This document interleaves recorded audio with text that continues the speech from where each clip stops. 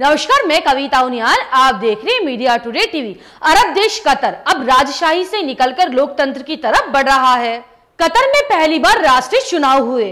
Qatar की जनता ने पहली बार विधायी चुनाव के लिए वोट डाले, जिसके बाद माना जा रहा है कि कतर अब लोकतंत्र की तरफ बढ़ रहा है।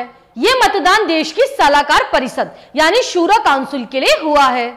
हालांकि इस चुनाव को लेकर बहुत से सवाल खड़े हो रहे हैं, लेकिन ये चुनाव अपने आप में ऐतिहासिक है। पूरा मामला क्या है वो समझिए। कतर की शूरा परिषद के लिए देश में चुनाव कराए गए। परिषद की 45 सीटों के लिए ये चुनाव कराए गए थे, जिसके लिए मतदान केंद्रों पर भारी संख्या में मतदाताओं की भीड़ देखी गई। मतदान के लिए महिलाओं और पुरुषों के लिए अलग अलग व्यवस्थाएं थीं। सरकारी सूची के अनुसार देश के 30 जिलों में ये चुनाव करवाए गए। चुनाव में हिस्सा लेने वाले 234 उम्मीदवारों में से 26 महिलाएं हैं। हालांकि देश में नगर पालिका के चुनाव कई सालों से होते आ रहे हैं, लेकिन राष्ट्रीय स्तर पर यह पहला चुनाव है। कतर ने इसी साल मतदान के लिए एक कानून पास किया था। इस कानून के तहत 18 वर्ष से अधिक आयु के नागरिक ही इस मतदान में हिस्सा ले सकते हैं। इसके लिए ये शर्त रखी गई थी कि मतदान में वही लोग हिस्सा लेंगे जो मूल रूप से कतर के नागरिक हैं। हालांकि मतदाता के इस नियम से कतर की जनजातियों में नाराजगी है।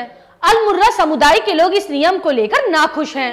इस नियम के अनुसार जो व्यक्ति 1971 में कतर के गठन के बाद देश में लगातार नहीं रहा है, वो इस चुनाव में हिस्सा नहीं ले सकता, जिसे लेकर पिछले दिनों इस नियम के खिलाफ प्रदर्शन भी हुए थे। आपको बता दें, अल मुर्रा जनजाति और कतर के शाही परिवार के बीच हमेशा से ही संबंध अच्छे नहीं रहे हैं।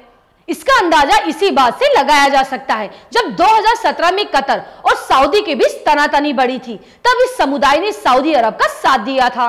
यहाँ आपको ये बताना जरूरी है कि 2017 में सऊदी अरब की तरफ से कतर का तख्ता पलट करने की कोशिश की गई थी, लेकिन तुर्की ने इसे बचा लिया था। कतर में तुर्की की फौज को सामने देख सऊदी अरब को पीछे हटना पड़ा था। तभी से तुर्की और कतर के ताल्लुकात बहुत गहरे हैं। कतर की पहचान दुनिया के सबसे बड़े गैस उत्पादक देश के रूप में की जाती है।